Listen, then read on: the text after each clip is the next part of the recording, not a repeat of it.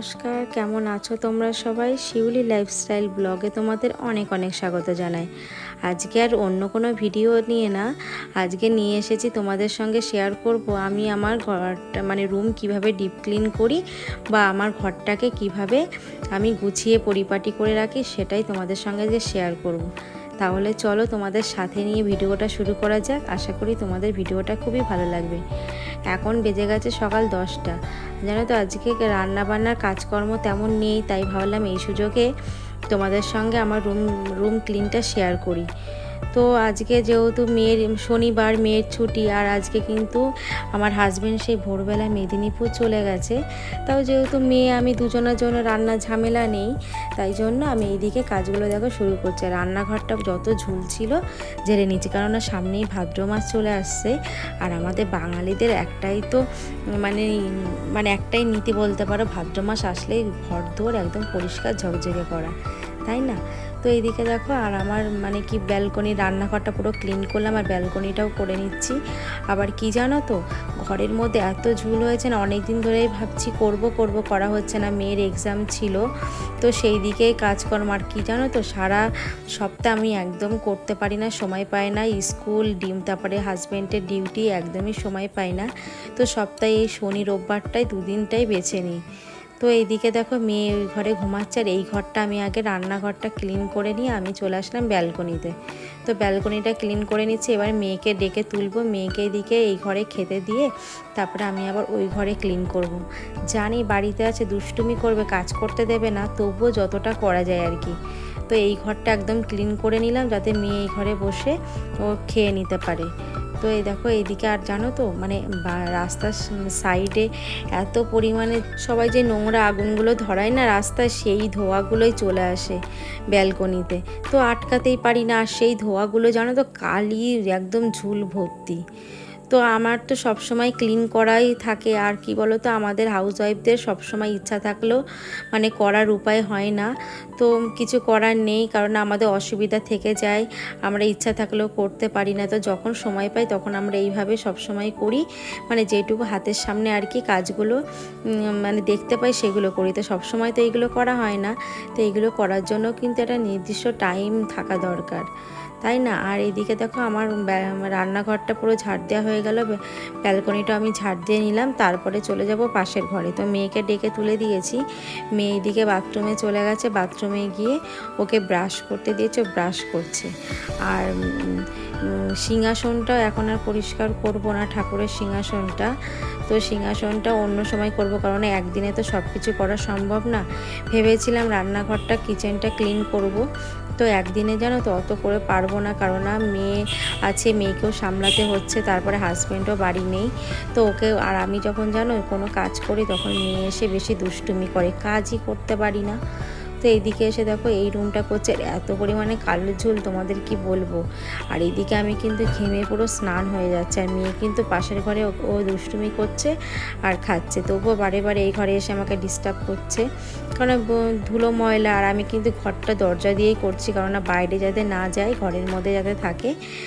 তো এইদিকে আমি ঘরটাও ঝাড় দিয়ে নিচ্ছি। আর আমার দেখো এইদিকে চেয়ারের পর যত জামা কাপড় ছিল আমি একটা আলাদা কাপড় দিয়ে ঢেকে রেখেছি, কারণ কাঁচা জামা কাপড়ের মধ্যে ধুলো গেলে তো একটা বিশ্রী ব্যাপার হবে।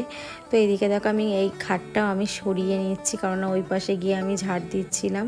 তো আর এটা কিন্তু আমার হচ্ছে নিরামিষে বলতে পারো হাঁড়ি, এটা আমার শাশুড়ি মা আমাকে এনে দিয়েছে। তো পুজো আসার জন্য, কোনো অকেশনে নিরামিষের জন্য রাখা। তো এইটা না আমি উপরে তুলতে পারিনি, তো নিচে এত ধুলো ছিল, ওই জন্য খাটের নিচেই রাখলাম। আর এদিকে চেয়ারটা সরিয়ে, আর এদিকে আলনাটা আমি সরিয়ে নিচ্ছি। তার একটা কারণ কি জানো তো, তোমরা জানো যে যাদের বাড়িতে বাচ্চা আছে তারা কতটা যে দুষ্টুমি করে। আর আমি জানো তো পুরো পাগল হয়ে যাই। মেয়ে সেই খেলনাগুলো নিয়ে, টুকো টাকা নিয়ে খাটের নিচে আলনার তলে এইভাবে ফেলবে। আর গত কিছুদিন আগেও আমি জানো এক বালতি ফেলেছি, আবার এরকম করেছে, যার জন্য আমাকে আরও বাধ্য হয়ে ঘরটাকে এরকম ক্লিন করছি। তো আমার এই ঘরের মধ্যে বলতে পারো কিছুই নেই, তবুও ঘরটাকে সুন্দরভাবে পরিপাটি করে রাখি, কারণ এটা মেয়ের পড়াশোনার ঘর। এই ঘরে না আপাতত স্টিলের খাটটা একটা মানে আর্জেন্ট দরকার ছিল, এই জন্য কিনেছিলাম। যেহেতু আন্টি ওকে পড়াতে আসে, ও মেয়ের পড়াশোনা গান বাজনা সব কিছু এই ঘরে, তো কিছু আপাতত নিয়ে আমার ইচ্ছা আছে আমার নিচের ঘরটা যেমন কাঠের খাট নেওয়ার মানে আছে, উপরে খাটটাও মানে কাঠের নেওয়ার খুব ইচ্ছা। তো এদিকে আলনাটা দেখতে পাচ্ছ, আমার বিয়ের আলনা কিন্তু আমার বাপের বাড়ির থেকে দিয়েছিল। তাই এই আলনাটা অনেক দিন ধরে যেন নিচের ঘরে জায়গা ছিল না বলে উপরের ঘরে রাখতাম, তখন উপরের ঘর কমপ্লিট হয়নি, তো চারিদিকে ফাঁকা ছিল, তাই আলনাটা এখানে রেখে দিয়েছিলাম। বছরের পর বছর থেকে না রঙটা জ্বলে নষ্ট হয়ে গেছে, তবু আমি ঠাকা বেটাকা জামা কাপড়গুলো রাখি, মেয়ের আমার এগুলো রাখি। তারপরে দেখো আমি না ওই ঝুল ঝেড়ে না গা হাত পা প্রচণ্ড চুলকাচ্ছিল, তারপরে ওই জন্য নাইটিটা আবার চেঞ্জ করে চলে আসলাম। এদিকে আলনাটা পুরো ক্লিন করে নিচ্ছি, আর আলনাটা পুরো দেখেছো নষ্ট হয়ে গেছে। তো এই আলনাটা যতদিন ব্যবহার করি তারপরে আর ব্যবহার করা হবে না, তো বাতিল করে দিতে হবে, কারণ জায়গা নেই। নিচের ঘরটা তোমরা দেখেছো, আমার ঘরটা অনেক ছোট কিন্তু অনেক জিনিস। তো উপরের ঘরে ইচ্ছা আছে, মেয়ের ঘরে মানে পুরো মানে দেওয়াল জুড়ে একটা ওয়ার্ড্রপ করার ইচ্ছা আছে। তো অন্য কিছু করবো না, একটু মানে দেরি হচ্ছে এখন, অসুবিধা বলে করতে পারছি না, কিন্তু ইচ্ছা আছে মানে যখন করব এইভাবেই করব। আর আমার সারা ঘরে দেখতে পাচ্ছ পুরো মেয়ে ড্রয়িং করে একদম বাজে অবস্থা।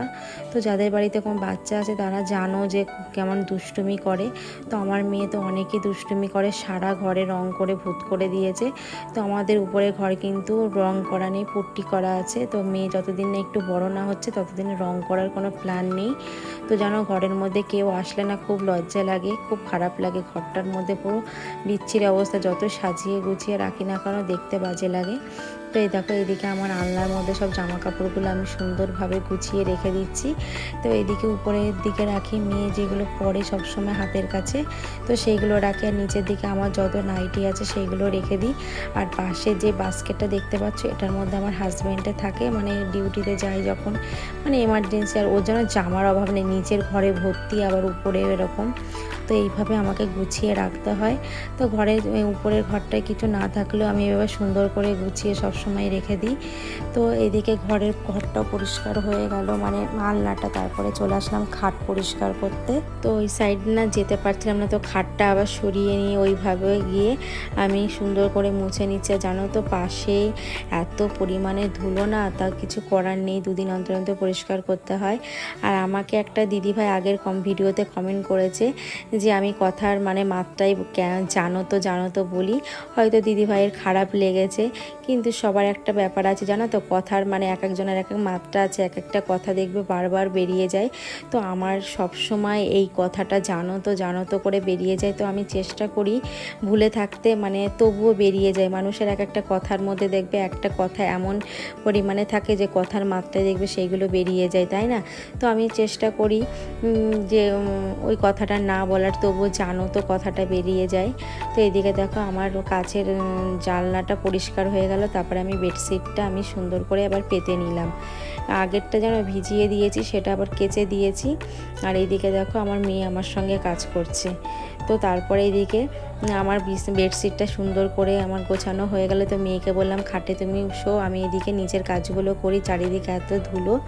তো মেয়েকে এই ফাঁকে কিন্তু আমি স্নান করিয়ে দিয়েছি, তারপরে আমি ঘরটা মুছে যাব স্নান করতে, তারপরে মেয়েকে খেতে দেব। সকালে মাছের ঝোল আর ভাত করেছিলাম, এটা দিয়ে আমার আর মেয়ে দুপুরে হয়ে যাবে। তো বন্ধুরা আমি এইভাবে সুন্দর করে এইভাবে পরিপাটি করে আমার রুমটাকে ক্লিন করি। তাহলে বন্ধুরা ভিডিওটা এখানে শেষ করছি, তোমাদের কেমন লাগলো জানিও, ভালো লাগলে অবশ্যই সাপোর্ট করো। টাটা।